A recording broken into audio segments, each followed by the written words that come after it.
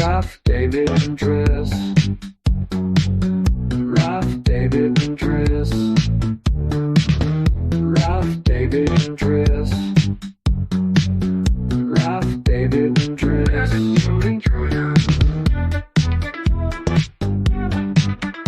Neuropa, Neuropa. Neuropa, Neuropa.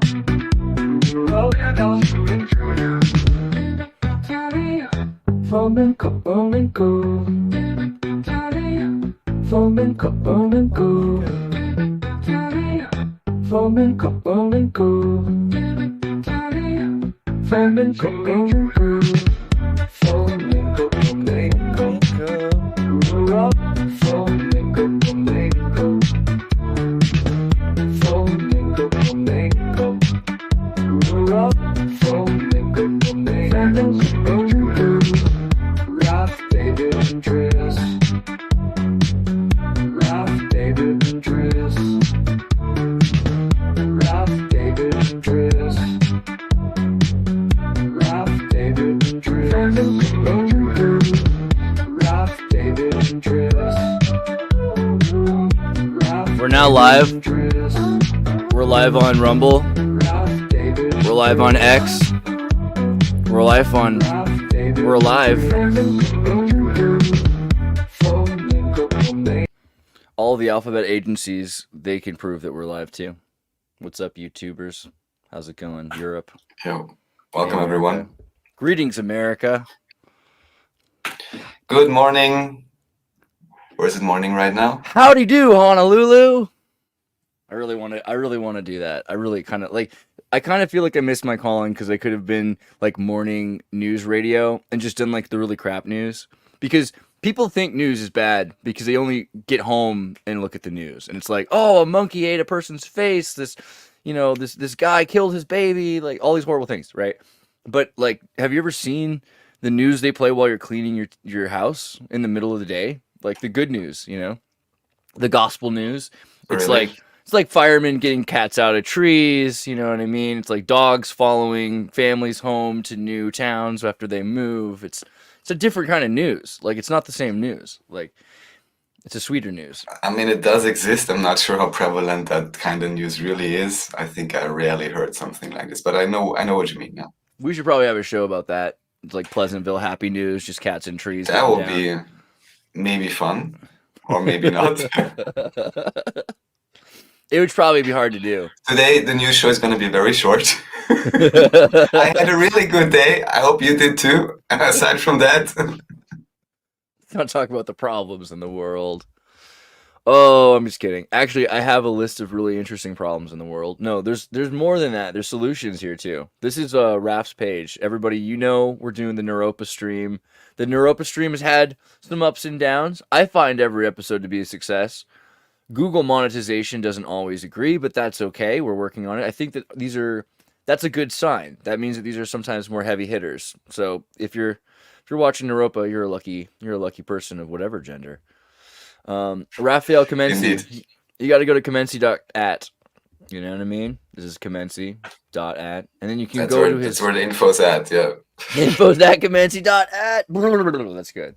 So he's got a YouTube, he's got an Odyssey. There's some Rumble going on. As we said, we're live on Rumble right now. You can go to Rumble and check us out, our YouTube, our Neuropa, our interviews. He's also got some amazing interviews with David Ewing Jr., which we just did a joint interview with David Ewing Jr., I think last week, which is really great. And I recommend that. Nachiketa was here, and he was able to kind of hold down the sanity for a second. He's like, no, you guys are all right. You're a little crazy, but I hear you. And that was nice of him.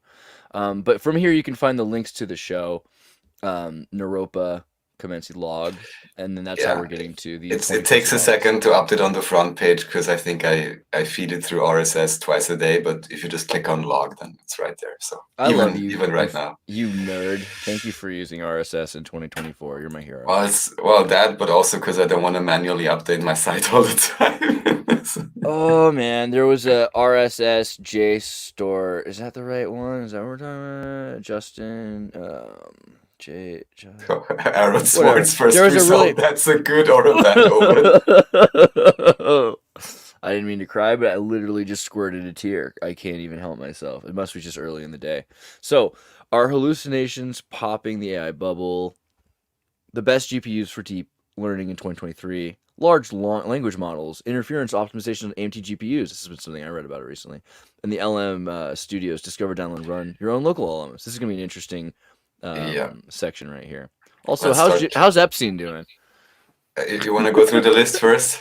Oh wait, let's take it segment by segment. Let's say. All right, that was a very American thing to do. Coming up today on the Gospel Good News, Yeah. is Jeffrey Epstein still alive? Yeah, okay. No, but we're only gonna talk about that later. First, Yeah. we're gonna bore you with some machine learning stuff. But first, cats in trees. Yeah, exactly. All right, we're doing. But then again, who knows how much these things really are related? Since there are, I'm not sure if you heard about this. Supposedly, Ghislaine Maxwell, I don't want to pronounce her name in a different way, sisters are somehow involved with the NSA, but we can talk about that in a second. Is Sabine literally hitting on us? Like, what is she doing now? Like, at this point, is this just straight up? Is she just flirting? Like, grind it, the solution. Do it for Denmark. I don't know, dude. Like, there was a couple here I saw that I was just shocked. What was the one? Or is the really cute ones of her where she's like, I can't trust anyone anymore. You know, I can't trust the scientists anymore. Those were was that it? That was the face down one. Yes, that was quite recently, just like a month ago or something. Or even, why I'm embarrassed to be German. Yeah, why I'm embarrassed to be German. I mean, honestly, at this point, I'm just wondering, like, there's some about this one. Also, the laser eyes, dude. Like, look at the laser eyes. The solution? A German woman shooting lasers out of her eyes saying the solution. Am I the only one seeing this? Okay. All right. So we'll go back maybe. Now I understand. In a different life, and with a probably faked up license, she would have become Chancellor of Germany for 20 years. You know. Yeah, but like a hotter Germany, like with dancing in the streets. Oh, would definitely be more fun with her. I'm pretty sure. I'm pretty sure. I can't help but be sure of that. So on the first video, basically, maybe you can just let it B-roll for a second or double speed, or I'm not sure what to do these days, not to hit the copyright. But I think there's almost no solution, and she wants us down. This is like actually how we'll find out. Like I said, actually, last time, again, we should play her stuff on full screen so she notices us. You know? I know, and we're doing it. This is how we find out if she loves us. Okay. So you want to do it on? No, just to have subtitles, so you see a few words of what she's saying. We don't need to listen to it actually. Finally came around to buy a few Nvidia stocks because hey, I also want to get some out of the album. These stocks have been dropping ever since. I wanted to buy Nvidia stocks, but they're dropping ever since. Why? That frame freeze is a great meme. Also, yeah. Dude, I don't know. She's pretty cool. The AI bubble is burst. Here's what to know. And she's been kind of talking about the idea that the products that were readily available, and I think a lot of people have been saying this, like the big pieces of gold have been picked up. You know what I mean? The next thing is going to be a lot of refining to get new products. The things that could have been easily picked up have been picked up really quickly. And with the current technology, yes, but still I have to say it's kind of hilarious because I remember learning in 2010, probably around the same time, if not earlier, about neural networks and all of that, and that even back with the first cybernetics conferences, these Macy conference and whatever, from what I understand, even back then they were at least theorizing about these things, and now it only took 50 years or something, and we have somewhat decent implementations of some of these ideas to some extent. So it's kind of interesting, how could they have known, or what was the hiccup, or what was the installed purposeful delay in all of this? Because theoretically, these things were envisioned many, many decades ago, from what I understand. I think most of the sorry, I got a little time. This is cute though. Can you be big and I be little? This is like I'm like mini me right now. All right, there's a pretty cool idea though about technology and how long it takes for humans to adapt to being able to use it as well. So most of these things are we have to get this done. Here's a system that's related to the system we're used to. And there's a lot of ways to do things. For the last 20 years, you could do pretty much all the things you can do with computers now, but it was really hard. You had to program it yourself. Look at the example of making Avatar: The Last Airbender. No, wrong one. The other Avatar, the water Avatar. All the cool effects in the Avatar, hand done, 300 people doing like 1 second scenes at a time. That can all be AI now, right? You can just tell it like make Avatar, and it'll do it. And that's a completely different way of doing the Are you movie. saying that they didn't do Avatar AI assisted at all? Because I don't know. The new that's Avatar different. water movie? It wasn't AI I assisted mean, in the not- way that we're used to. It's not Yeah. like today when we use AI assistants, we're using LLMs. Like the way AI assisted, the way learning networks assisted Houdini software is procedural generation. And so you have these nodal systems that you pull apart and you add and control the features of. And it's very meticulously controlled. And there's nothing about it that I would say is similar to prompting something. You're not like writing a prompt and that having anything to do with it. But because of how video games work and special effects work, we built this technical skill that can be studied by AI. And now you could tell AI, I want a picture like this, and AI could run that software. So we're getting closer to that. But it's not so much that we're creating things that haven't been done yet, right? We're just actually emulating even the most technically difficult jobs. Yeah, I mean, now from what I understand, there's even graphics card technologies where they're kind of inserting frame, like calculating difference between frames and just giving you another one. They don't have to render it new, so it can save performance. And if the human eye doesn't catch it, then stuff like that. Yeah. Right. We're seeing a lot of that. We're seeing like video cards that can scale to 4K when they're actually like rendering in 1080p, things like that. Right. Exactly. So maybe we can go to the next link, or Andreas just Here, give me a sec. Yeah. All right. Oh yeah, adjustment of the studio. So the next thing that we have coming up is the GPUs. So that's just a simple article. I'm sure Andreas is going to put it up in a second. Just for people interested in the whole deep learning stuff, there's GPU lists of what you can use and so on. There's different requirements depending on what kind of thing you want to run. The idea basically being you want to have something like ChatGPT on your own computer locally, even without internet connection. Then you can have that now. So this is a recently released document by AMD, just that they finally are properly pushing out support through their at least the more modern GPUs. Although I have tested this actually on the GPU I used up until today, which was an RX 580 8GB, which is literally 7 years old. And it's kind of hilarious because that card back then already was, when I bought it in 2020, it was like a 2-3 year old model. And I got it because cheaper because like the box had been opened or something for some reason, but nothing else. So it was discounted at like 120 euros. And 2 years later, when the whole crypto game went crazy, that card, which I had bought for 120, was being sold for like 400 or 500 euros. And I'm bringing this up because even now, many, many years later, in order to get a card that merely has double, let's say about double the performance or a little bit more, you definitely pay more than 200 euros. But like 5 to 7 years have passed, and I'm kind of like, where is Moore's law gone? What's happening? It may be partially, aside from planned delays and purposefully slowly rolling out things, because now they've been playing around with these tensor core things and the whole AI thing and ray tracing and all of that. So maybe that kind of skewed what is necessary or important. But also overall, in terms of Moore's law, at least, it's kind of ridiculous because performance certainly has not improved graphics card wise as it would have had the previous 10 years, for example. So it's been kind of a strange time for that kind of stuff. Did you not pull up an article on like NVIDIA bio hardware? Do you have one on that? No, but sounds good. So accelerating AI while Moore's law is, we've talked about this idea of as things get smaller, they get closer together until they're right next to each other.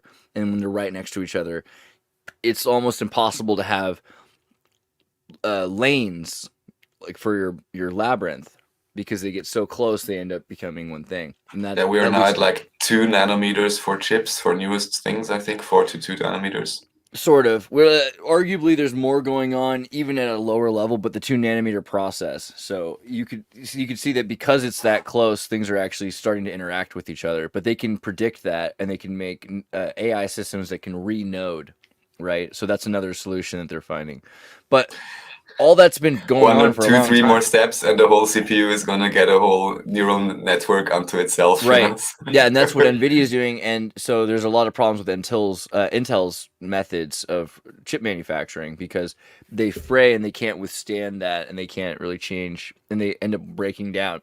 And so we find that they're not durable. Any Intel product that they're making now isn't designed for this. It's not durable. They recently had some kind of microcode problem with voltages or something, and they said, Right. well, if you're in a bad spot, it's possible that you may damage your CPU over a few years. So, Oh yeah, I they mean, supposedly released a fix, but whatever that means. I think it's going to be, once we're getting into AI with these chips and like self-processing, it's going to be hard. Meanwhile, the Blackwell series is everything that, a tech company thinks it should be. It's a black box, and when you buy that black box, it will do a job. And so big companies don't care, because they pay tech people to understand those things. They just need a black box that does that job. But that means that they have enough money to work on what they've really been wanting to work on, and have been secretly working on since things started taking off for NVIDIA, which is like the BioNemo systems that they're working on, and generative AI platforms for like the human body, for interfacing the brain, all those Neuralink kind of concepts, right? NVIDIA's doing their own versions of that, not just for Neuralink to your brain, but maybe nervous system link, stem to your spinal tap links, being able to really connect on a instantaneous level with your nervous system. So those things are going to also mean that whatever is connected, it's going to be able to understand what data is coming in and out of it, and use that system using biological systems for processing. And that's the next frontier. Like, very clearly the next frontier then is finally at the electrochemical. point of 1999, the Matrix. Am I Yeah. happy? Yeah, really. I think so. Yeah, that's what it is. So, and then please pull up there was the LM Studio link, just so people can actually, do this themselves. As a third tab you have open. Yeah. Because that's really like a quickly, let's recent. just look at this, and doesn't that kind of, this is the future. That looks graphic. kind of scary. Well, amino acids and stuff. I hope they will at least ray trace that graphic. Well, LM so Studio. this is kind of a new development, but finally, if you have a somewhat recent computer, to some extent it can even work on laptops if you have a somewhat decent integrated graphics card, although CPU computation seems to be a whole lot slower than GPU computation, and there then it's mainly about having enough random access memory in your GPU so that it can handle the size of the models. If you have an M1 or any of the Mac chips, the RISC chips, it's good. You can run this on a RISC chip without a GPU. It actually works. Are the RISC chips more efficient than x86 for this type of execution? For sure. That's good to know. So, but anyways, here basically it's all integrated. Even for Linux, it's like a snap image, so you don't need to F around with dependencies or anything. And they updated it with, as you can see, the CPP for Vulkan, which is the interface for AMD, and now it seems to work decently, and it even has integrated, like an integrated browser basically, whereas you can download all the models from Hugging Face even directly through this interface and search through them and so on. So as long as it starts up on your computer, you have a chance of running at least small LLMs, and you have different trained models for math, for coding, anything. And they do have like pretty small ones, but I would say they're, consider them the size of a video game, because a lot of the models are comparable to video game size models. Like between the smallest models, like 2 gigabytes, I wouldn't really say they're going to get as much done with that. A 20 gigabyte model is pretty good. They have 10 gigabyte models that are really pretty good. So you don't have to run like a 120 gigabyte model, even though there are some really large models. Like that's not necessarily better. Yes, and also apparently you have different versions of these models, meaning some of them are, I believe they call it quantization. So it's basically compressed in a sense, and you lose some accuracy, but you gain a lot of not disk space, but the size of the model is smaller. I'm not sure if you gain speed, maybe sometimes. I'm not exactly, haven't figured out yet to what extent size relates with speed in this case. But anyhow, what you can get is you can get smaller models, and it's usually beneficial, at least on an x86 Intel or AMD architecture, so non-Mac, if you're able to load all of the model into the graphics card. That will usually be a lot faster than if you have to offload it. You can also do like half-half. You can play around with it. But anyhow, that's the thing. Finally, there's like a one-stop app, which is somewhat usable, as a proper graphical interface, and really everyone can try this out by themselves. So finally, we're at this point where you don't need to hack around or code around or compile anything to make it run. Yeah, and this is easy to, like, you could build, you know, because of how cheap computers are and Raspberry Pis and things, you can get for like, get your old laptop, your old computer, if it has a GPU, if it has, I mean, even the Pi, the Raspberry Pi 5 has the capacity to run Are you serious? some models. Yeah, there's a Wow. LM Llama Pi. Yeah, right here. And they did a pretty good job. Now, there's at first it does run a little slower, but they found that these things do learn and start to retain memory and move faster. So Wow. it actually is pretty impressive, and it's good enough that I would say if you wanted to have this and then in the future you could give it a more powerful computer, the mind is already started, right? So there's something kind of nice about that. Like you could have, everyone should start working on having But then their the own learning family. or the speed improvement is because of what is stored in the random access memory then, or how does this work? 'Cause, Yeah, I think that's the and reason, because it's all on an I mean, SSD. anything else I can say is that even on these model sites, people are saying, yeah, I was merging this and that model and this and that. It's not exactly clear. I don't exactly understand it. It seems a little bit like black magic. So I'm just quoting. So, But it does understand itself. Yeah, and it starts to reference information like, oh yeah, I remember that, right? And it creates its own reference system. right. So I think where we can move on to the next block if you're ready. Who's ready? Dead or alive? Yeah, that's pretty spooky. So it's because I heard of an account in terms of, you know, what happened during that time and what may have been going on or not. Yeah, exactly. Yeah, exactly. Thank you. You muted, Andreas. Again, with that's probably for the best. I don't know. This was one of the most underrated games. This is one of those games that broke the East and the West wall, you know, the intellectual veil between Japan and the rest of the world. This is one of those games that helped them realize, wait a second, you mean the woke mob have been lying to us and telling us we're crass? Sorry.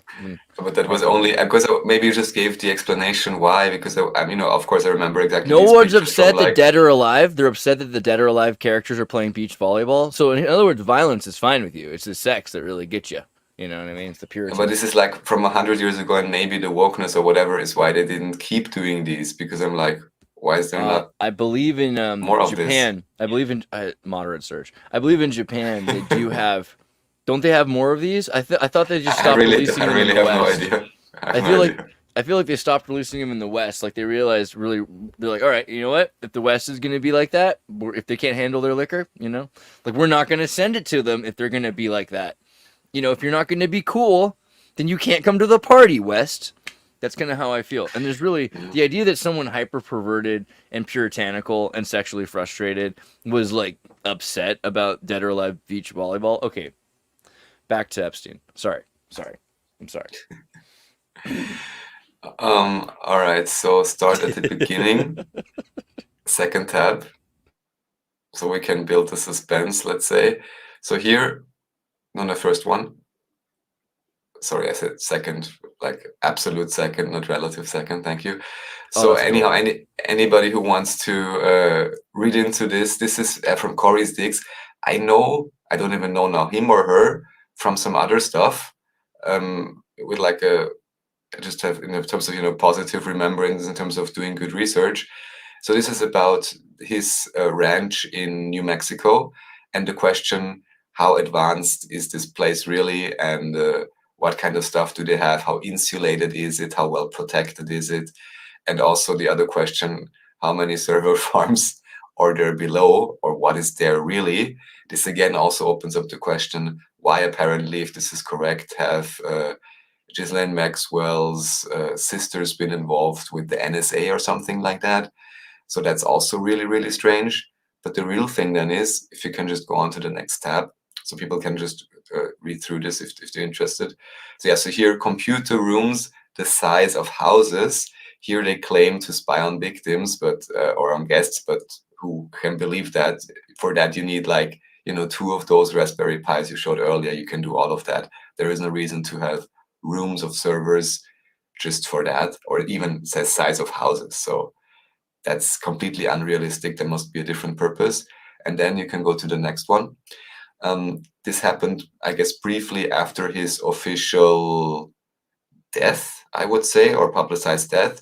People just, you know, going there and protesting, basically saying, and here it gets interesting, basically saying, why don't you raid this place, dear FBI? Because apparently, supposedly, this place has never been touched. And then you have to imagine you're doing the demonstration there a few days after his death was announced. And then you can maybe just go to the next video, and there it's very clear. It's probably an excerpt from the same one. Next tab. What is up with like this style? You know what I mean? Like you get all this money together, and then you just want like us, you know, maybe just because I grew up with this, but to me this isn't like a goal. I don't know. It's like terracotta. Maybe not to be stucco. too conspicuous or something. No, it's conspicuous, right? Like he's like, I don't know, maybe not. Also, there's a lot to this. Like, you know, the amount of accountants from New York who ended up in New Mexico.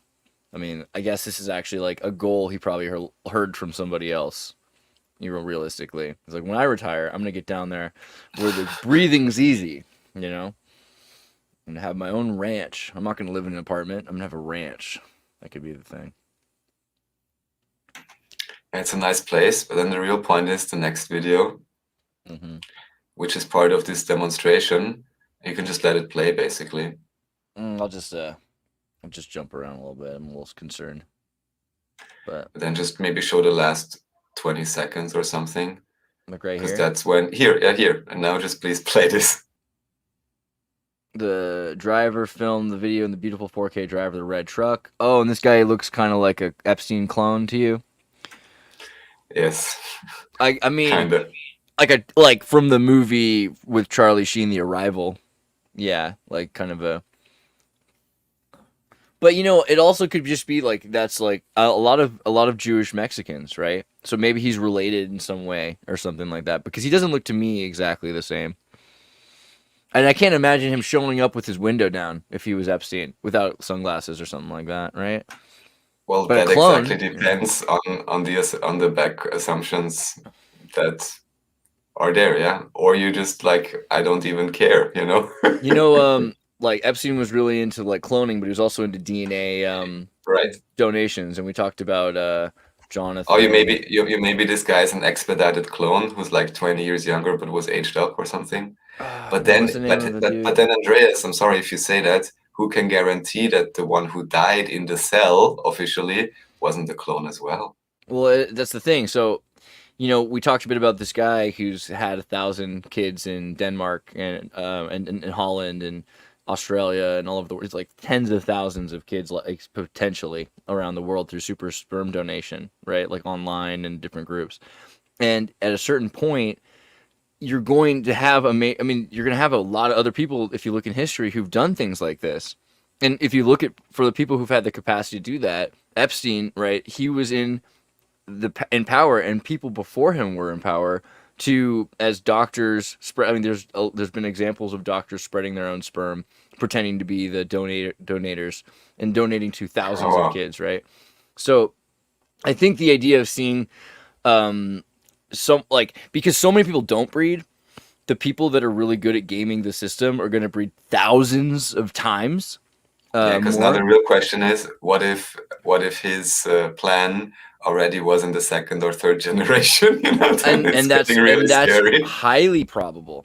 highly probable that he didn't just come up with this and invent this racketeering system, but was installed in it probably because he knew somebody, or maybe because he was related to somebody, and that there's a the idea that they're going to find like thousands of people that look really similar because of that, and less people that don't look like that. I mean, more and more people are forbid from it, and this was a major concern that Epstein was targeting socioeconomically disparaged 6 foot tall models, right? Like, so you find these beautiful girls in trailer parks, right? That's his whole, and so these are people that would otherwise, maybe Appalachians would breed harder, but they're kept from it by all kinds of reasons, from alcohol to microplastics to, fracking to whatever, vaccines, whatever reasons, whatever you want, right? Allegedly. I think you're allowed to say. I don't know what you're saying. Allegedly, in-game Minecraft. Yeah, good point. I mean, yeah, it's kind of horrific to imagine if that's already happening 2-3 generations. But even here, at least they always say that all of the monarch actors, as I would call them by now, also, of course, quite naturally have all kinds of so-called illegitimate, cousin, bastards, right? So, yep. Well, but then at least, they have some stock that is just a little bit watered down and they can marry back in a generation or two later, So That's probably the plan, yeah. Then it all works out. Yeah, I think I don't even want to talk much more about this, and I can recommend the article. And aside from that, make up your own mind how realistic it is and why it is, especially that this place up to this day has not been searched. So, Right. yeah. What about the gold? Oh, yeah, and this one I just added on. This is just, like some, how do you call it? Scary British lady. Maybe also a comedian, like some society talk comedians, but basically she just says, yeah, I was offered 3 times what she calls the gold juice, whatever it is exactly. Also, she doesn't know, but basically the promise of perfect fame and fortune for an unknown trade.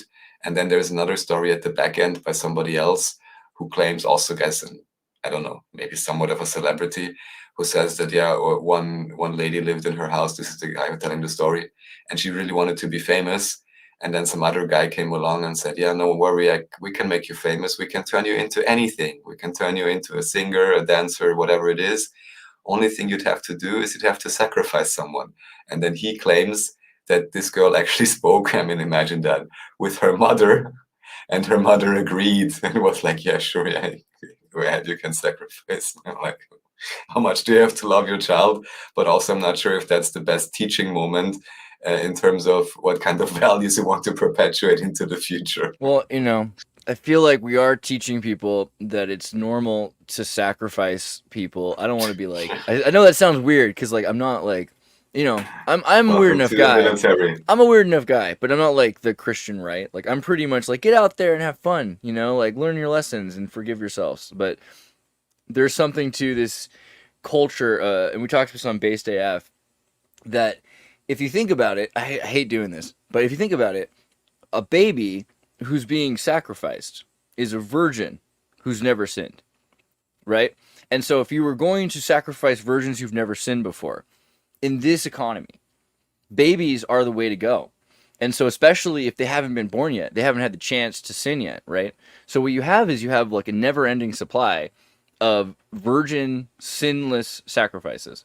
You might not look at it that way, but if you think about the way magic works, and again, the economy, like this happens, that causes this. These are not just like power of intention. These are crafts, right? And because Welcome it's to done, Planned Parenthood. Again, I hate being like this, but like you think about it, and you have all these people that are psychologically unable to deal. In terms of technical definition, yes, if that is my requirement, how do you call it? Sinless virgin sacrifice. Even beyond that, yeah. you're a person, and I want to make sure that you have the best American life, that you have the most opportunities for you. And this virgin, pure of sin, is going to take that away from you, because it's going to mean that you're going to have to sacrifice some of your own time and love and effort and energy into making sure that they're doing all right. And if you just take that away, because they're basically holding your potential ransomed, then so this is teaching people that it's a practical, logical thing to sacrifice virgins, sinless virgins, so that you can better your chances, your opportunities in Babylon. right? It's pretty practical. Has nothing to do necessarily with magic at that point, because you're just thinking, well, my life would be harder and my life could be easier. There is a practical aspect to it, but however, still, I would like to ask about the cause, because from what I understand, pregnancy does not come about entirely randomly or by accident. Well, dare I say. Yeah, so the power of intention. Except in one particular case, and even this is contested, at least in the Quran, in terms of the virgin birth. So I'm sorry, I'm saying something completely wrong now, I think, because no, this is actually a huge contest. I'm taking that back right now. I'm not sure if that's actually the right thing to say.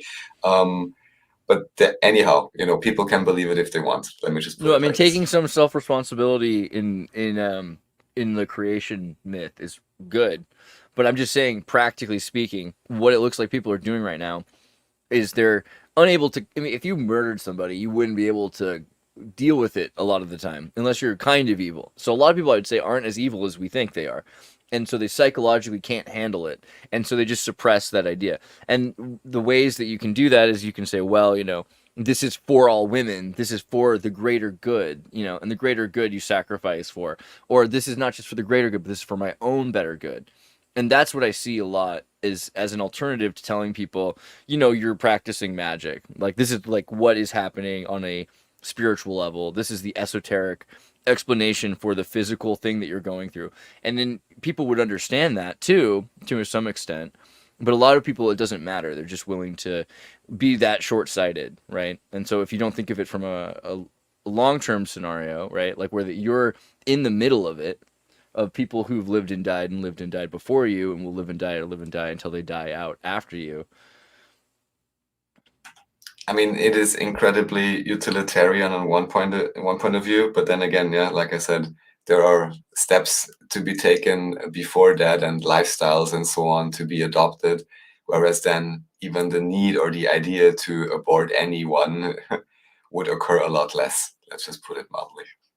Well, it just seems also interesting to me because, like, they want to keep you alive until they can make you pay taxes and die in war a lot of the time. Anyway, so the idea of what value can they make you into versus what value do they already have from you. This idea of taking value from a life, that's exactly what the state does, right? Like, people think the state is a thing that helps people or is a tool of the people created by and for the people. It's not, right? It's a tool for exploiting the individual. State to maintain the state. And just because I was pointing out again, yeah, I mix this up because I know the Quran is contesting the rebirth. So not the virgin birth, but it's contesting the rebirth of Jesus on the cross. So Jesus dying and resurrecting. That's what the Quran is contesting. About the virgin birth, I only know because also David Ewing Jr. brought it up at one point, or someone else brought it up. And then it was a huge mess. Like, oh my God, how can you say that? How can this be contested or not? I mean, I'm not religious to that extent. I individually cannot really imagine how a virgin birth can come about, this immaculate conception. Someone can explain it to me. I'm quite open. I mean, there is this one thing, how do you call it? Parentogenesis or something, but this is more like for, I don't know, sea mollusk or whatever it is, right? So yeah, just to be clear on that. And how did the name come about? So I didn't invent the name. Andreas, what was your thought process on the name of Neuropa? Oh, just neurotic in Europe. Okay. I thought it would have been new in terms of, because neu in German is new. So I thought like maybe it's something like that. But yeah, neurotic is a good one. There's a little bit of both, I'll admit it. There's always at least 3 layers to like anything. You can't just have. Yeah, exactly. And at least 5 ways to be misunderstood. So it's not a big deal. Yeah, so we can move on. There's actually only 2 more sections today. One is the Earth shape. Of course, here, very nice. There is an Illuminati card for the Earth shape, which I think is great. It's actually better than for Earth shape. What it is it's for the ideological group, the Flat Earthers. And so this card is probably better associated with the Obama Flat Earth Society psyop than it is with like the actual like Earth shape, right? Exactly. Yeah. So this is just another mind shock video where again he's questioning like what is is it a psyop? Is it not? What makes sense? What's really happening? Because this whole idea that this could be a psyop, I even heard already many years ago. But as we go through some of this video, I think here is just talking. But as we go through the other videos, it may become a bit more clear in terms of the differentiations that may be necessary to be made in researching that topic. Let me find the card to read to people because it's a cute card and it has some kind of funny things to say. Also interesting is that Africa is like, right, like the way Africa is shown. I mean, the way that the way this card is done is really interesting. Not just that it's a square flat Earth like Columbus sailing off the sides, right? People laugh, but the flat earthers know something. For their action, you may roll 2 dice. If your roll is equal or less than the number of places you control, the flat earthers' weird alternate geology has led them to a gold strike, and you may draw as many plot cards as the number you rolled. Right. Power 1, resistance 2, well, at least for the PSYOP part and this particular model, it's probably correct. Well, I mean, everything about this card is important. So the idea that you're looking at space is outside of the world, but you're sailing into space. And the inference that outside of the world we're used to, there's gold, right? You could strike gold because you see things that other people are unable to know because they're just thinking that everything closes around those points. And also that it's a square, right? Because it's cropping the Western Hemisphere. Yeah. And it's showing mainly the Atlantis section of the world. So there's something about that too. Like, is this physically geocentric, or is this something about, or heliocentric, or is this something about metaphysics, right? Like, are they opening portals that are changing our perspective? And they know something. It might not be what you think it is, right? Because you're looking at this. This isn't what you imagine the flat Earth as, or this is different than you imagine the world as, right? But it might be that they know something layered, veiled in the secrets, veiled in the lies, that is the truth. And I think that's also an interesting point about that card. Like Robert Anton Wilson saying, well, it doesn't really matter if the flat earthers are right about the flat earth because they know something and that's important and that's going to help them win the game. You mean Steve Jackson, right? Or was this inspired by Robert Anton Wilson? I don't know. Yeah, Steve Jackson, but also inspired by Robert Anton Wilson because Steve Jackson's game is based on the Illuminatus trilogy, and there are flat earthers. Oh, of course, yeah, right. I forgot that link. Of course, you're correct. Yeah. Illuminatus trilogy. The Illuminatus trilogy, which was, Robert Anton Wilson worked as a Playboy editor and had conspiracy theory sections in the back of Playboy magazine, and over a decade collected tons of conspiracy theories and put them together and said, hey, this is just kind of this crazy, this is what Americans are believing. How weird's that? Don't kill me. And in that, one of the things he talked about, amongst the many, like Atlantis and everything else, the Fnord 23 Enigma, was flat earthers, and kind of that perspective that they seem crazy, but they know something, and also that, it's one of the earliest examples of, well, how much crazier are they than people that believe in the official narrative, right? That's kind of his push throughout the entire trilogy. Well, I guess he's got a point there. Yeah, we can just go through the tabs. So there's a few videos. We don't need to watch them, but it's just so Earth I can remember. 76 miles up. Oh yeah, this is, I guess, some kind of official video. They definitely gonna strike, so be careful. Yeah, so I mean, with these kind of videos, it says AP. That's why. Yeah. So, all powerful. 11. AP is 11. I'm just realizing. Where's the 9? Okay, so this is like supposedly an early thing where you can see, I mean, whatever you supposedly can see there. It's just interesting because it's an old video. I claim it's real, I guess. So yeah, well, we can go on. Doesn't look too real, I'll admit. That looks like someone's pulling an animation across the screen. Yeah, they're just pulling an animation across the screen. Paper mache model. Yeah, or even just photos that they have, because you could take a photo and then you could just pull it across. That's what they're doing here. Okay, so for this shot at least. Andreas, are you telling me they had video and photo editing already before they had Photoshop? Oh my god. But like, you would do that. You'd be like, and here's the photo. We're going to zoom in on the photo. And we're going to show it like as like an animatic movement. I think that's the other problem, is that you're dealing with people that are selling this. The whole point is to sell this, right? Oh, the Associated Press. So the next video is a really cool compilation by John Thor. He's always doing great stuff. And this is first of all, we have Conspiracy Music Guru here at the front. And it just shows you examples of satellites. I don't even want to say too much about it. And everyone can, make up their own mind how realistic the official model with satellites is. And from what I understand, even officially, like 99% of worldwide data traffic is going through undersea cables. There's lots of terrestrial stations. There is, of course, also all kind of high altitude balloons and this and that. But it just seems at least this, whatever supposedly communication satellite thing, may very well just be a racket and make it seem, oh, it's all so expensive and so on.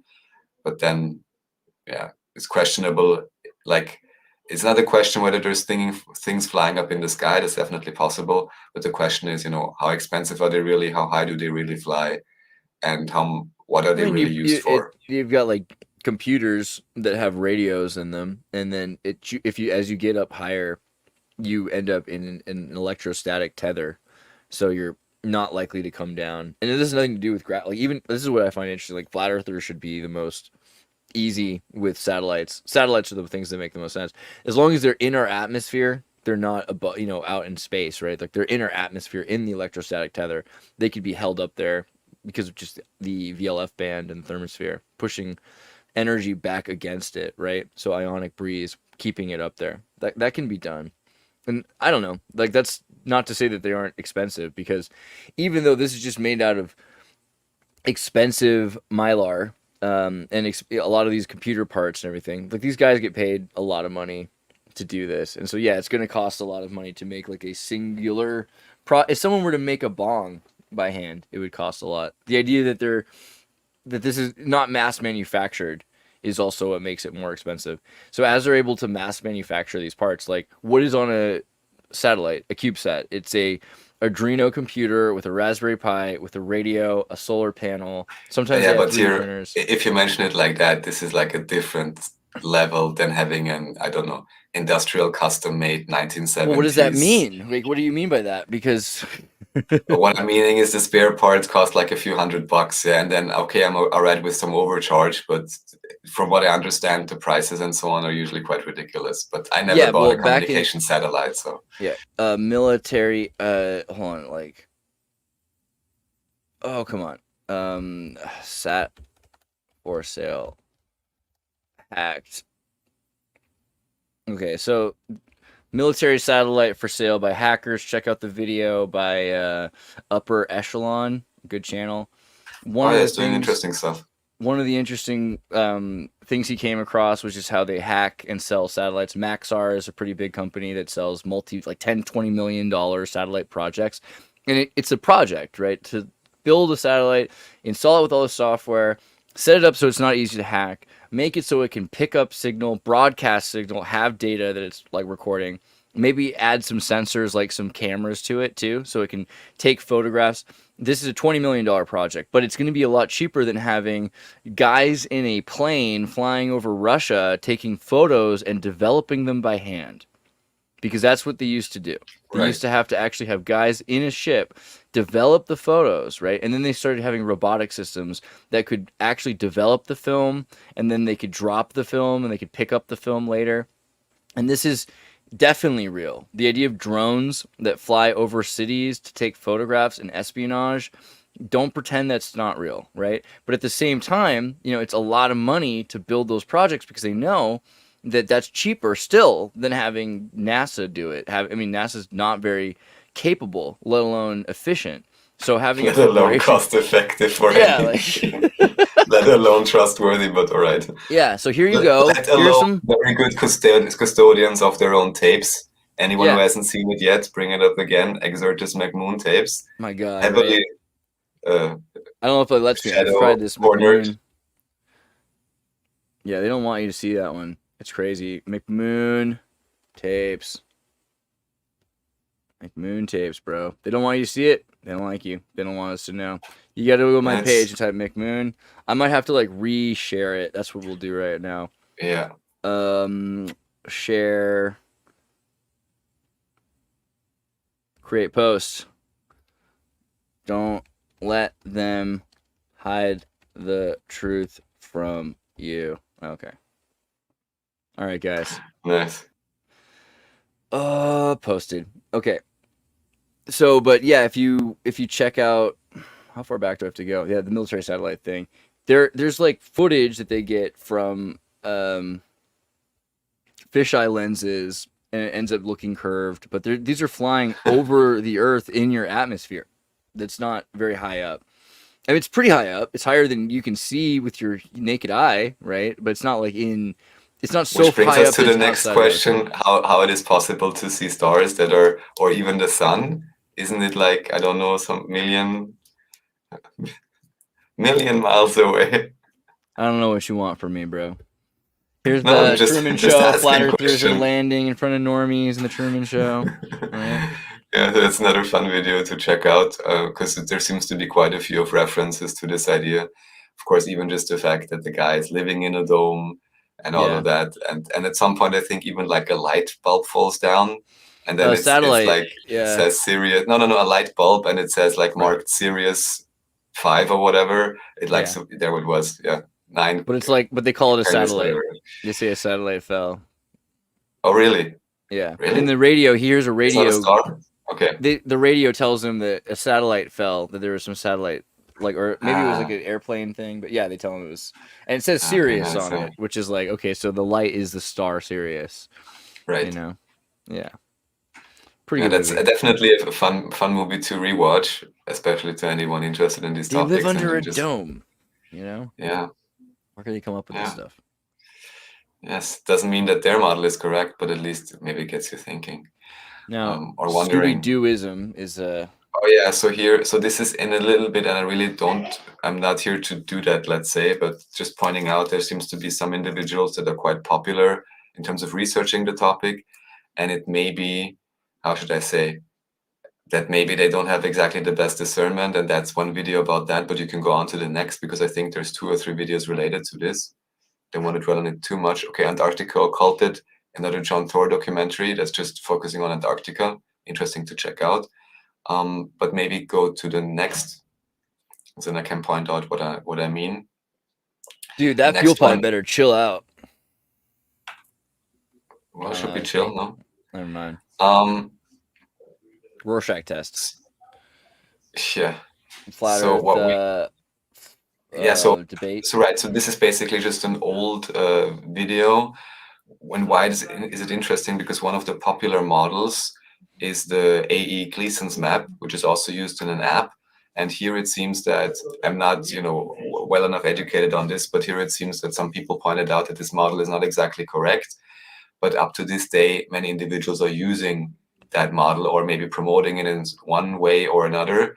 And it's just why I'm pointing it out is because then when we ask the question or want to find out what is the exact shape of the place, how large it is, where can we go or not or something, it's not about taking one model and having then a second model and deciding between the 2 of those, but it's about maybe realizing one model that is presented is not perfectly correct, and then being perfectly open and really investigating in detail which other models may be viable, but not just get stuck on this false binary. And it kind of seems that this is deliberately what people are supposed to be honed into, also with this whole final experiment, which I mentioned last time, with very strange, I want to say figurines, actors, individuals involved. And they also be like, oh, either it's this model or it's that model, but they're not open for anything in between or anything else, which of course is not a very, I would say, intellectually honest nor a scientific way to go about it. And then maybe also show the next video, so we can even wrap this up pretty quickly. I don't know, Raf. It says video unavailable. Removed by uploader. Which one is that? Okay, I have to find. Maybe it's on. Maybe it's available on your page.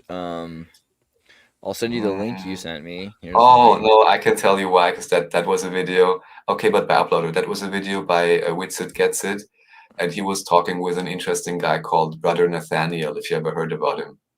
Of course, it's a quite contentious topic they talk about, and maybe that's why even he himself just put it down, or maybe only has it on Odyssey or whatever. But it's fine. This is not really relating so much to Earth shape. I just put it in there because it's Witsit, and I find that often has interesting contribution. I don't think you're gonna find anything like this. Is this like the big debate he made can be either fun or sad to watch, depending on your perspective.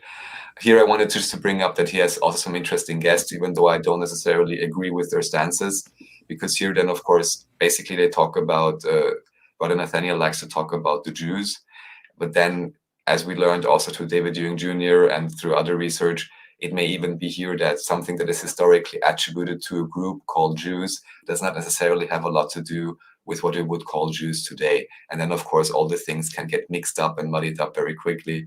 It's very difficult to really get through that. I just wanted to bring it up again because it was with it, and I think these conversations are interesting, again, even if I don't necessarily agree. And then the last one, because that points it out, if anyone wants to see this, Z Ruins. I mean, it's a quite aggressive title, but maybe for good reason. There is a quite popular individual called Jaron in this whole field. And here, again, anyone just make up your own mind. Z, Synthetic Warrior, is basically having an argument with him about Earth shape and different aspects. And yeah, I would just recommend anyone look at this yourself, make up your own mind in terms of who is more logical or more intellectually honest. And why? Because yeah, you have this app, which is again using a very particularized model. And also Jaron, who you saw in the bottom right corner, is one of the individuals invited to join for this expedition to Antarctica with the final experiment, which, as I had pointed out previously, is a bit of a strange thing unto itself. So yeah, I'm not going to say too much about it, also because I'm not versed enough to be able to reiterate all the arguments, but definitely worth checking out, because here also it seems as if, as so often, unfortunately, the most popular isn't necessarily the one who is the most accurate or the most discerning or even the most open to differing opinions, as you may find out if you listen to this conversation. But then still there are aspects of logic and so on, and then everyone can discern for themselves again who is truly searching for, is in a quest to discover, and who maybe, has cognitive dissonance, other motives, whatever it may be. Not going to speculate much further about this, but I think it's relevant to anyone who's really into this kind of research. And yeah, we have a very short part about Gaddafi.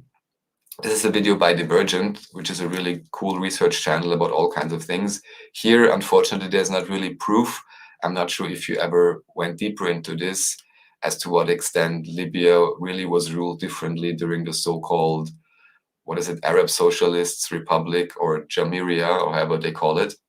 So he even definitely used a particular name for his state. And of course, what you have is the Green Book, which is the next link, which I'm sure I had brought up some other time as well. Whereas you have some interesting economic ideas laid out by then, I guess, Colonel Gaddafi.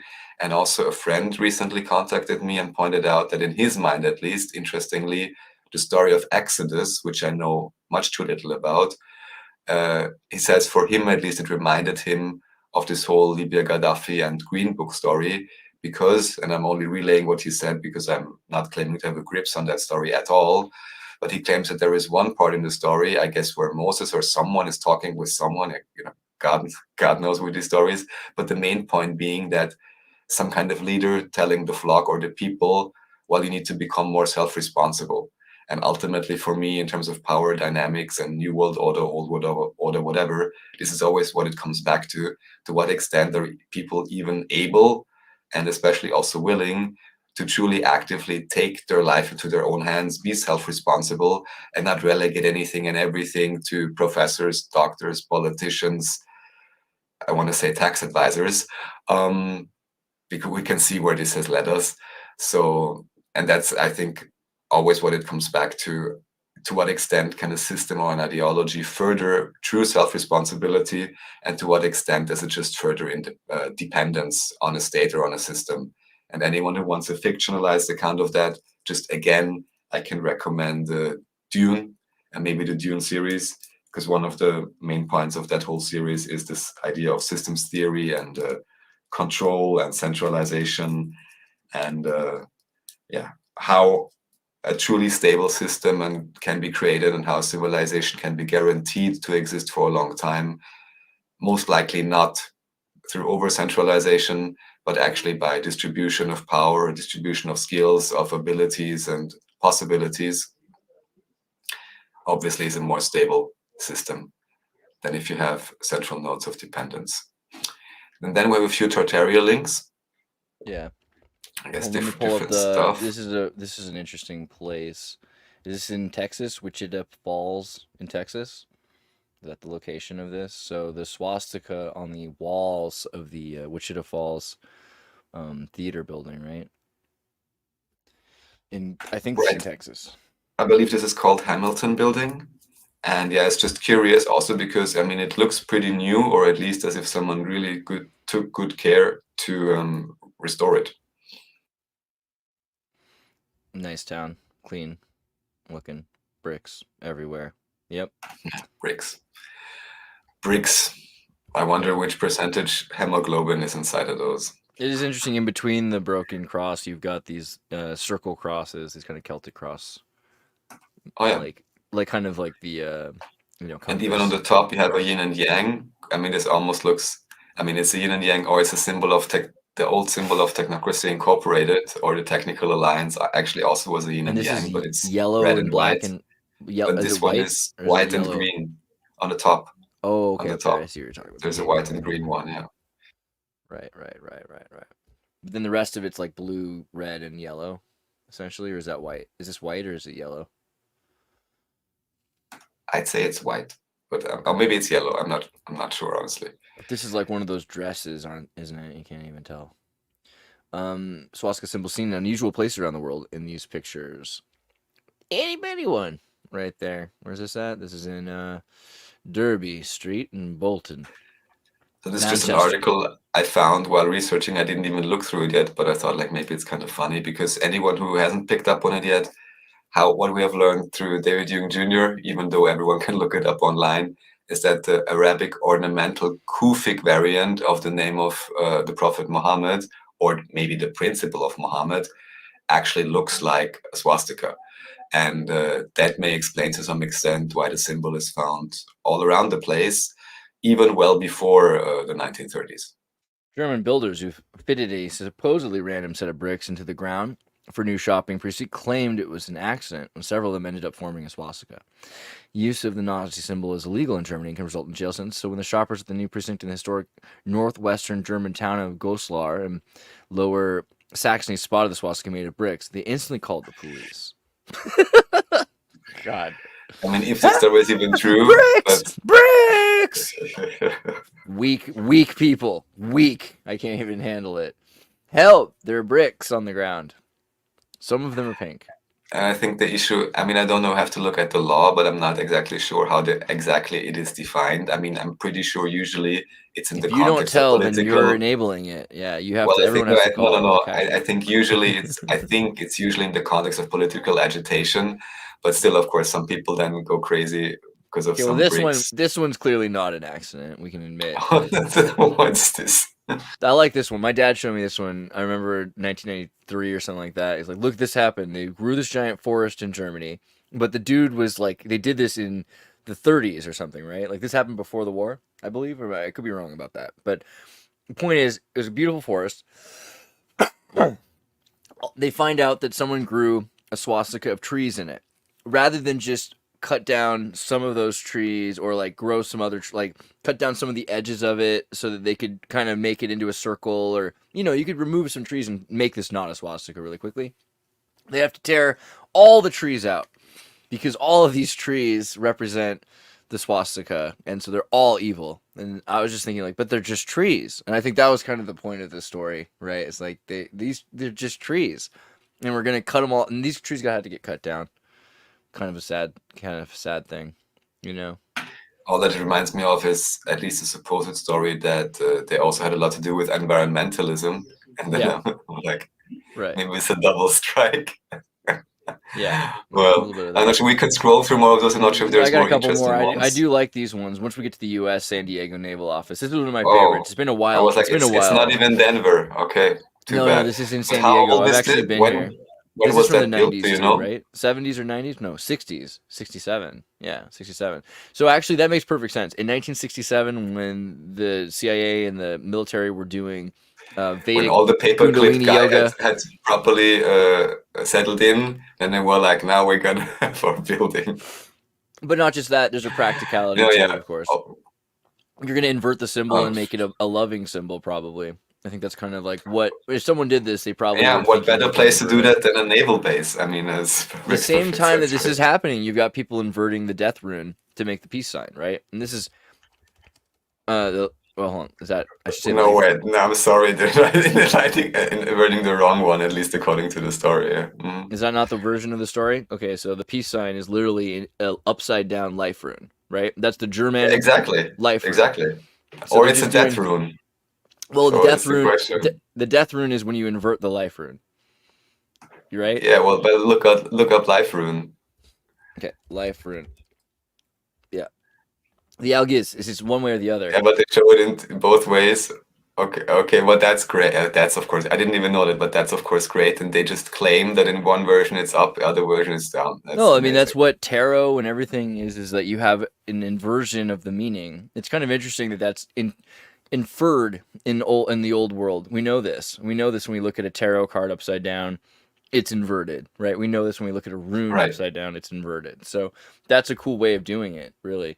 But yeah, to take the life rune rather than to invert the death rune, they've inverted the life rune. So this is a death symbol, but they're using the death symbol to represent peace. Maybe it's because they mean death to war, death to violence. I don't know what they're saying here with it, but I'm not sure either. I mean, I nuclear wonder who disarmament, and the designed idea that this. this is actually the British nuclear disarmament movement in 1958. But The just symbol for was fun, try clicking through and see if they tell us who actually designed it. Here, designed by Gerald Gerald Holtham. Holtham. Nuclear power?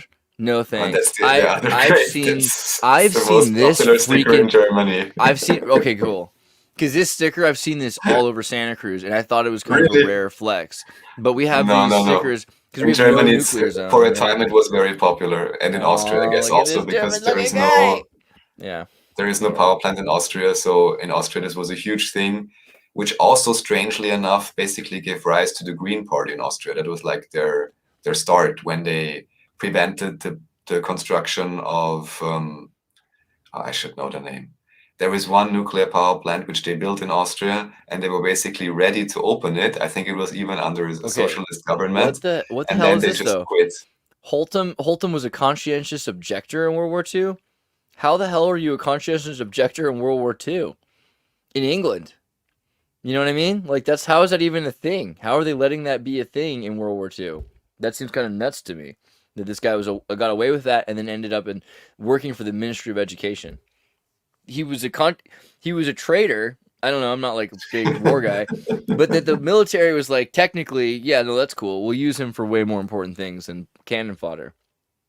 And he designed a death symbol that represents the nuclear disarmament logo for the first Aldermaston March, anti-nuclear marches that happened in the 50s. But here it says Direct Action Committee. Maybe that's something interesting.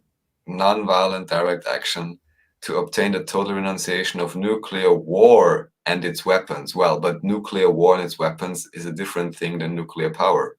But they kind of switched that over, or what happened here? Yeah, they were saying essentially they started making nuclear oh no, more because and more the dangerous. trope, which I love so much, is they always say, "Oh, don't have a power plant nuclear, because then you can enrich uranium." And so either it can be a power plant, or it can be a weapon of ultimate destruction, to whoever believes it. But yeah, they tie that together. So that's interesting that first they say it's against the weapons or the war, but then later it's Atomkraft, nein danke. It's no thanks to nuclear power. Yeah, nuclear power is dangerous. Right, because they say it could blow up anytime. That's their whole conspiracy. Yeah. And so then, yeah, again, with the whole death symbol, that just seems weird to me. So saying, let's see, where's the history of the logo? Differing accounts how it was designed.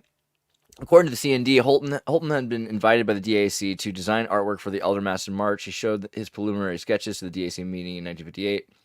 According to the Christopher Driver, who wrote at the CND, in his 1964 book, The Disarmers, Holton brought the design unsolicited to the chairpersons of his local anti-nuclear group in Twerkham, and alternative versions were shown at the inaugural meeting of the London CND. Driver wrote, the first mark on paper, according to Mr. Holtom, was a white circle with a black square, followed by various versions of the Christian cross within the circle. But the cross for these people had too many wrong associations with the Crusaders, with military medals, with public blessings by the American chaplain of the airplane that flew to Hiroshima. So the exact same reason that the Temple of Set wanted their satanic symbolism to be separated from Christianity and Judeo-Christian. And he's like, we know what? There's too much baggage with all that Christian stuff. Let's do Viking runes. Eventually, the arms of the cross were depicted as a declining, forming the composite semaphore signal for the letters N and D. The letters N. What? I need to see this symbol again. N. It's an N and a D. I mean, I can guarantee that nobody knows this. That's almost occultic enough to be true. You know what I mean? Like there could be something to that. These representing the word nuclear disarmament, and at the same time suggesting a gesture of a human despair against the background of a globe. Of a globe. What the heck, dude? Okay, yeah. So maybe scroll down again because that's why there are these figures with the flag. Scroll down a bit because I think they show it. That's interesting though, because then he's seeing like Saint Christopher's cross, right? Because then this is basically an upside down crucifixion, and their arms are broken. Okay. You said down here somewhere there was you mean back the other page here? Or maybe because you went through the images and they showed like these people with the flags, like what it's supposed to mean or something. It was a different side. It was in. It's okay. No, wait. Go back to. Was it Holtom? Here is that the symbol, and then yeah. Okay. Here, yeah, right. ND, yeah. Okay. Oh, so this is interesting because I keep telling myself, no, Andreas, calm down. Like not everything can be, especially dancing and flag encrypted messages. Not everything can be, right? And like I'll watch not everything can be signal core like secret like communication, right? Ciphers. But a lot of it is. It's all encoded. And so it's crazy that even like last night I was watching some Bob Fosse stuff, like choreographed musical, and looking at Michael Jackson and the idea that Michael Jackson has secret signal messages in some of his dancing to talk about things that were going on. So it's interesting to see this now because even in the freaking peace symbol, I mean, like, what the heck?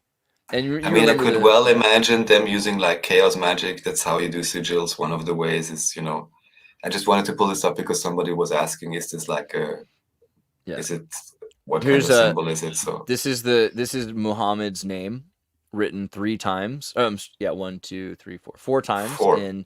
4 times, and then Ali written in the black.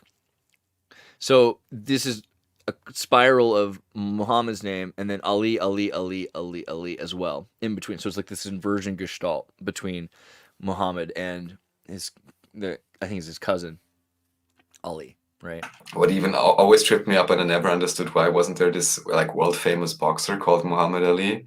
Yeah, so I mean, why does he even have this name? Well, good question, because Muhammad Ali's name was Cassius Clay, right? And you didn't want to have a slave name, so you become Cassius X, right? And you want to eventually get a Muslim name because you're now a member of the Nation of Islam. And so eventually the Nation of Islam sends you a name. And tens of thousands of Americans got these names in the mail. They're like, you are, Muhammad Ibn Jabad, you are Muhammad, etc., etc., etc.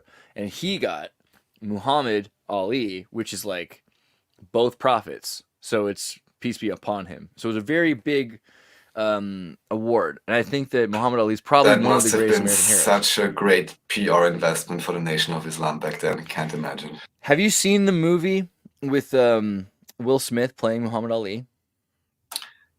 No. So, like, in terms of things that might have made Will Smith insane the most, I think understated is the Ali movie. That movie, because he's a method actor, he's even mentioned a few times, like, it did something to him because it threw him into imagining like what it would be like to be this guy.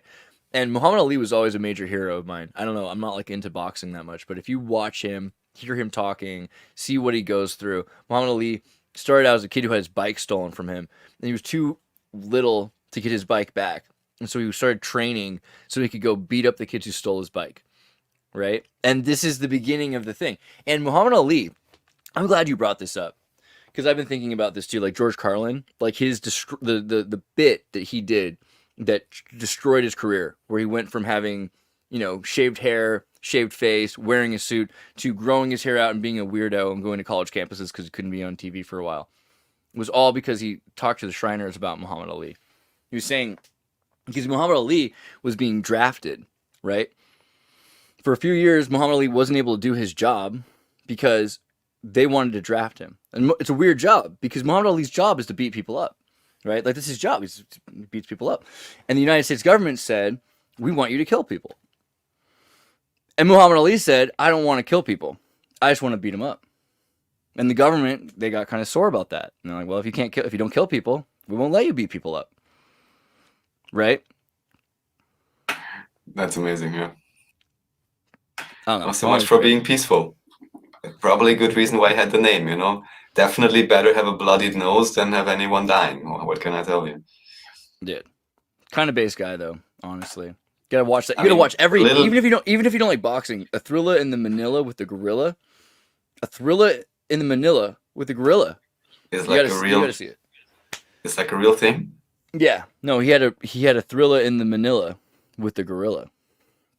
You gotta see him talk, dude. He stings like a butterfly. Oh yeah, I mean the few excerpts that I ever heard of him, it seems like he's definitely, I don't know, more interesting than Hulk Hogan or whatever. So, but that's a wrestler, so I guess that's a different thing. That came up yesterday, obviously, because I think Hulk Hogan's pretty interesting too, right? Like he did, you saw him in the Trump, you saw him in the GOP this year. But we did mention this yesterday, and I put it on Twitter because it was easier to get away with than in do I have to go to my replies to see it now? Where is it? Or you know what? I could go to like people probably liked it at some point recently. Here it is. So I put up the videos of Macho Man Randy Savage and Hulk Hogan talking about how they're going to perform a terrorist attack to take down the Twin Towers, right? Oh, yeah, I heard this before, yeah, but please continue. Well, just because the idea that the Twin Towers were a wrestling group that were formed, and so they were like and they continually say like that the Twin Towers, they can't be brought down by anything, but we're gonna bring them down. We're gonna perform this terrorist attack to bring down the Twin Towers. We're gonna fly into them and bring them down. All this crazy stuff, and you're like, what's happening right now? Like, how are you doing this? Like, okay, could just be like, the perfect coincidence. Yes, someone had premonition of certain insurance policies or whatever it is, right?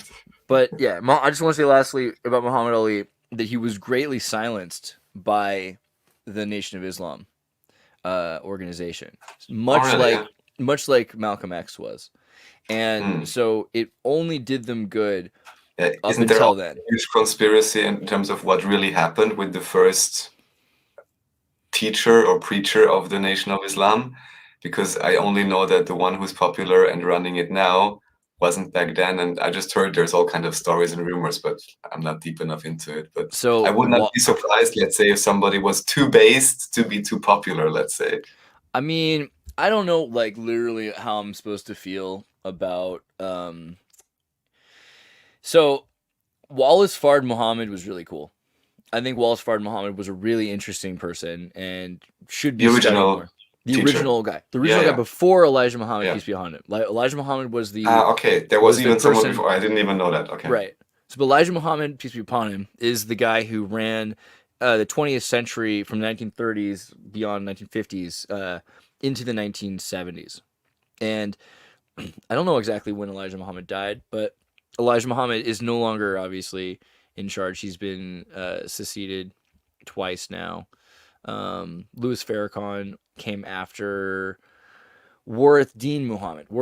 And I think Warith Deen Muhammad Also kind of interesting in the same way that the, in betwixt Maoism and modern China, you could say the Nation of Islam changed a lot in the 80s into the 90s, and there's a lot of really positive things that happen with the Nation of Islam. I think Nation of Islam is really cool. They have a lot of openness to studying all religions. They're very interesting. Like, a lot of people talk about Yaqub, the idea that they believe that the white race was created. It's like a religious book of the Book of Yaqub, this idea that this wizard in ancient kind of Atlantean Lemurian times for centuries was creating the European race, right? A synthetic thing. And they also are very keen, since Louis Farrakhan, on Dianetics. They do the Scientology Dianetics. They're like, hey, you know what? Regardless of the rest of Scientology, we can see this as something that could be practical for us, where, kids who've gone through this, because Dianetics has been used in hospitals, in drug rehabilitation, in all sorts of ways to teach you how to not have reactionary responses and trigger responses. And that can be really good if you're an oppressed people that's often being discriminated against and forced to be arrested for crimes you haven't committed, right? This is where the entire idea of don't get wild. If you don't want to get shot in the face. You don't want to get shot in the face in a discriminatory circumstance. It's good not to have a trigger response if you're being racially profiled or whatever. And because of, I think, since Louis Farrakhan has a lot of respect for Muhammad Ali and for Malcolm X, that Shabazz, that there's been more Malcolm Shabazz, there's more love of the idea of self-organization. And so you'll see, if you look at a Nation of Islam event, they do drumming band and uniform, and there's just something about them that seems like they have it a little bit more together than a lot of other Americans do. Oh yeah, definitely. So yeah, I don't know. I do like the end anyway. But yeah, I think Elijah Muhammad, peace be upon him, is an interesting character. I just kind of wish he hadn't. And I'm not in charge of people's lives, but the fact that he's kind of he definitely suppressed Muhammad Ali from speaking and from acting and from interacting, especially during the time when he refused to fight for the Vietnam War. Right, he refused to go be drafted by them. That was a huge thing because he was becoming an American Olympic hero, right? Essentially. And to say that he wasn't going to go along with that system, that was really bad because the Nation of Islam had this really in with this guy, right? And so that he was following his religion too much to a T. A lot of the time they were saying, the question is, how much were the Nation of Islam involved in whatever recruitment drives? Well, they were, and especially because Malcolm X, right? Malcolm X had really organized people and given people hope, and he was saying, hey, here's what I want you to do. I want you to join my religion, my Nation of Islam, not really my organization, which eventually became the thing to do, but he was assassinated because of that, right? And not just because of that, because when he was told, you're going to have to be silent, he said, okay, I'm going to go to Mecca. Because you ought to go to Mecca. Everyone ought to go to Mecca. And he decided, since he's a Muslim now, he should go to Mecca now. He goes to Mecca and he sees a lot less of this Scientology, Nation of Islam stuff. And he says, I've prayed with blonde, blue-eyed Mohammedans. It's crazy. And I'm so surprised as you are. And that changed everything for him too. And then this whole Afro relative centrism doesn't work so well anymore, probably. Yeah. No, at Muhammad least not Ali, in that combination with Islam, yeah. Dude, Shabazz. There's nobody like him. But yeah, they also took out his family on purpose, right? He's got his son.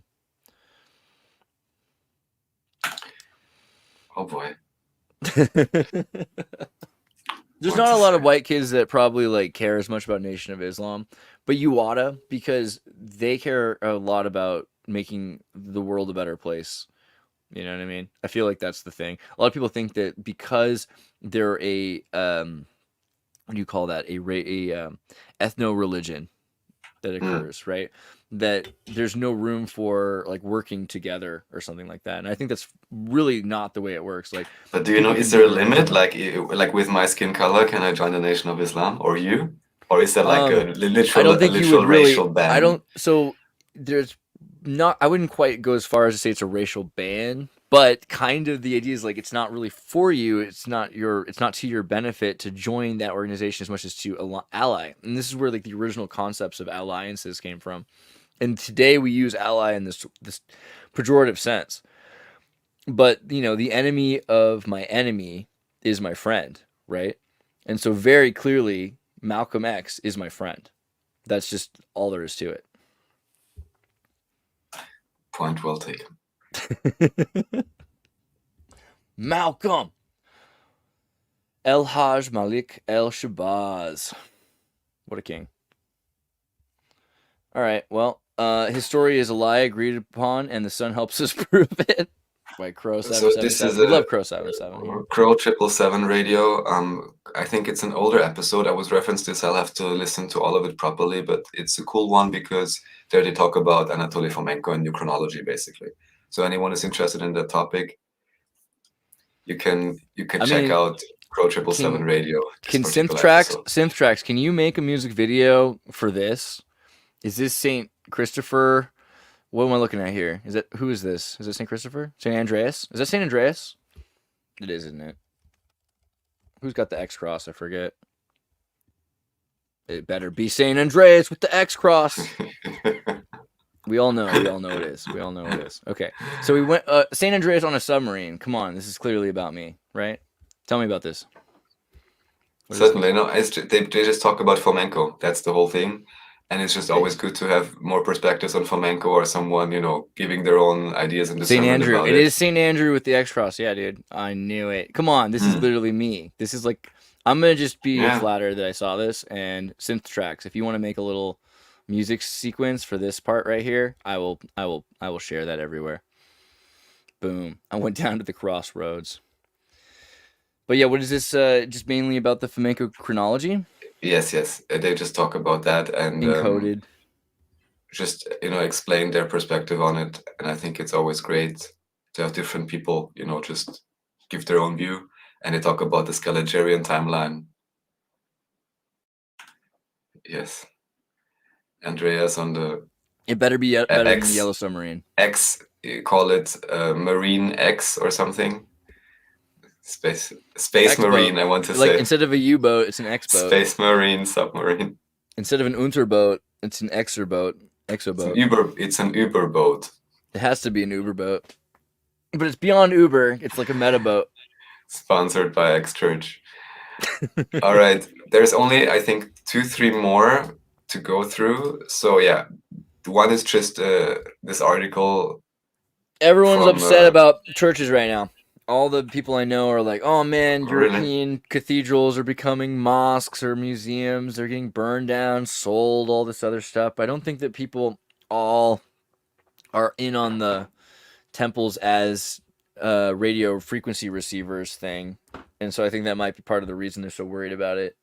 Because isn't it the best possible thing if a mosque goes to a cathedral, goes back to a mosque, goes back to a cathedral, goes back to a mosque, you know, just back and forth? Isn't that kind of, as long as they're doing the goes back to a power plant, it's adopt a highway tower, it's frequency, organ healing, it should always be that it's a highway. That's what I mean. Like a highway gets adopted by Coca-Cola, then it gets by Taco Bell, then it gets by McDonald's. Like they keep taking care of the highway, but it's it's radio frequency receiver, transceiver. So maybe we shouldn't be so worried about who takes care of the building and be stoked that someone else is doing it. It's like Eurovision. Like, it's not really important who wins, just as long as it isn't us. We don't want to have to take care of that this year.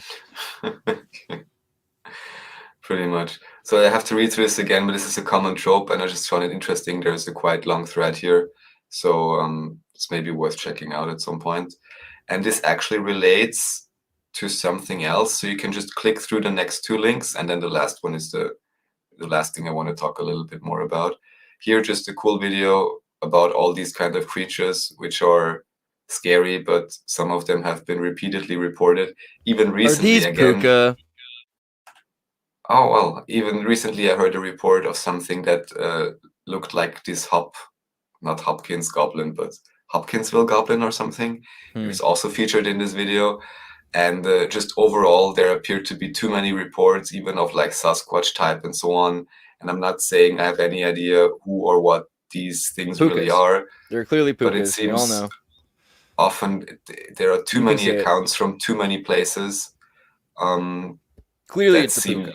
Yesterday we did this whole Yeah. thing on like the puka, and we're like, oh, they Oh, giant yeah? rabbits, like Donnie Darko. Right. And I don't think they're necessarily rabbits. Like they're just these weird shape shifting ferrishin, right? Like Mm. Brian, Froud. Read the book, fairies, and good bad fairies is the one. Everybody has. You have this book, right? Like you're cool. Come on, get this. Get Not a yet. fizzy. Get a physical of this book, and it will change your life. If you read it from the front, it's good fairies. If you read it from the back upside down, because you have to flip it over and read it from the other side, it's bad fairies. So like Oh, when you wow. meet, and they meet in the middle. So as you read one way, you get to bad fairies. If you read the other way, you get to good fairies. Like through them, and you get to the center of the fairies. And this is what Labyrinth and the Dark Crystal and all those like Jim Henson fairy movies. They're all based on Froud's work, right? And the way Froud does it is he starts with the eyes. He'll draw eyes on a page, and then he'll fill in the rest. You know, that's his whole thing. Nice. But he's Really definitely nice imagery. he's freaking tapped in. He's really knows about fairies and knows about like the Welsh lore Yeah, of and fairies these too. kind of small like fairies, like the one in the middle here, there's also too many reports. I even saw pictures of people literally with a digital camera or like a cell Mhm. phone who have no reason whatsoever to fake or forge anything like this. And yeah, These little sometimes guys, it's yeah. These little guys, what I also thought was these, that's interesting, another thing, but also these, yeah. these guys live in Argentina. Like I've seen these in Argentina. They live in Oh, yeah? yeah. And there's I mean, also there's a lot of artwork about these kinds of things in some of the old Swiss, German, exactly. you know, There's old towns, reports from Untersalzberg, right? in Salzburg, where they also have like reports from early 20th century that I found at some point, where they also claim like some kind of gnomes or whatever coming out from the underground and marching somewhere or whatever. And yeah, I would love to understand this topic better. And also, I would love for humans to have if these entities are not entirely malevolent, which I would not want to believe anyhow. I would like that we have more, communication and proper relation. I think it's pretty clear from every report that they don't particularly like us and that they are tricksters. They're not necessarily good or bad. I mean, that's kind of the joke of that book is that there's some will err on the side of being more mischievous than others. But the Shakespearean idea that monocropping and linear agriculture, growing things in straight lines, offended the fairies so much that they all took a staunch turn sideways. And because they're standing sideways, we can't see them anymore because they're in their own dimension. Like they're like a separate radio station, essentially, just like one. Well, that's side. why permaculture, Right. Yeah, there's ways you could probably make fairies happy, but a big thing about fairy stories is they kidnap kids, replace them with changelings, like to be raised by you. Take your kid, and then they like to get in your kid's bed. There's a lot of weird stuff with it. And, because they can change form and stuff, they can take over your dog, look like a dog, have your kid come home with this weird dog. Like, there's a lot of those kinds of stories. Plus, also space-time dilation. So you go through a rock into a cavern. You know what I mean? You're in a cavern in a rock, and you're there for like a night dancing, and you get out, and it's been 30 years, right? And like everyone, or 100 years, yeah, things like that. Yeah, there are stories like that. Yeah, You gotta be there. There are stories like that. That's true. That's true. What to say? WRAPH, like your Starbucks cup says. So we have second to last is like some Tartarian mountain that was pointed out to me recently.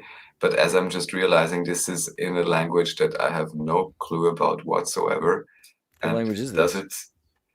it? I don't even know. Albanian, bro. It's in Albanian. Yeah, that makes sense. You bringing me Albanian sheep herder addiction? God. Yeah, it doesn't have another version in any other language, it seems. So just interesting to point out there is a mountain literally called Tartar Mountain in Albania, where so many things seem to point back to one of those places. Can't say more about it yet. I just wanted to point it out. This exists only on the Albanian Wikipedia. Man, where's that scene? What's it called? Radio with Keanu Reeves, where like the Albanians are like they're just racist against Albanians all the time. Oh, really? Who is? Oh, what's that called? Keanu Reeves radio movie Albanians. Tune in tomorrow. There's a movie called Tune In Tomorrow, that's about this traveling.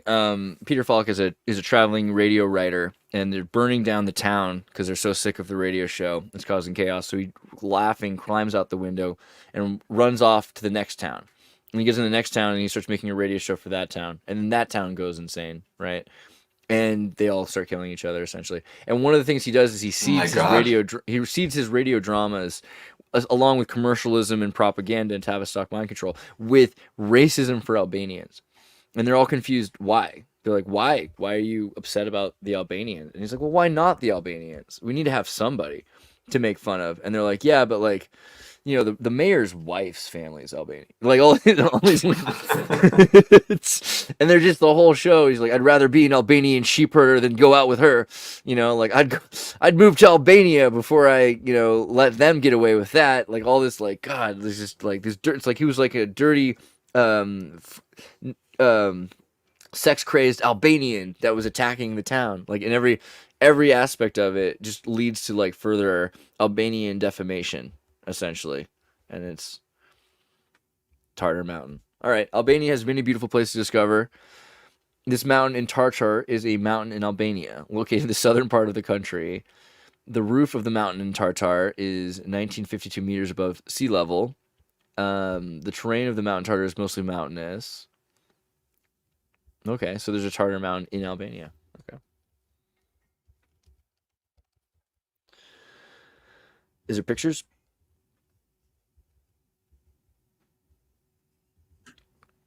Nothing to see here. It's beautiful. Albania is beautiful, man. I mean, along with the schönsten Wanderungen in Albanien, but it's not that particular mountain. It's just showing whatever, I think. I liked the idea. Oh, Tartar in Albania. That's funny. That's what happened. Okay, what about this? The Shungite 5G router. Yeah, so this is cool. Here you can see he's holding his hand in front. This is like with 5G. It's 8173. Without, it's 150. Without the hand, so without the hand blocking it. And then it just, I mean, maybe a bit bigger than this kind of piece, which I have right here, which you can also have as a necklace, which doesn't really cost much. I mean, there's very differing pricing with Shanghai too, but can you see this? Wow. And this was confirmed to me by so many individuals already independently. And I find it as a video for everyone to see very easily that this seems to have some kind of absorption or modulation of the field to greatly reduce EMF intensity, I guess one would say. And what I had also heard, this is actually from Rose from Crow 777, recently did a show on Nachiketa's channel, and they somehow also talked about Shungite, and she mentioned that this can also help with bees if like there is this bee collapse issue because they cannot navigate anymore because of EMF pollution. Then apparently you can use probably especially elite Shungite, I'm assuming, or noble Shungite to absorb or modulate the field. And then apparently, supposedly, bees are able to orient again, which of course, you know, is a huge thing, I guess. So yeah, do we love the bees, you know? Gotta love the bees. That's it for today from my side. All right, that's pretty cool. All right, everybody, if you want to see some more of these links, you know where you go. You got to go to Comency. That's where it's at. Comency.at. Right, that's where it's at. Yeah. Thanks, everyone, for joining. Thank you, Andreas, as always.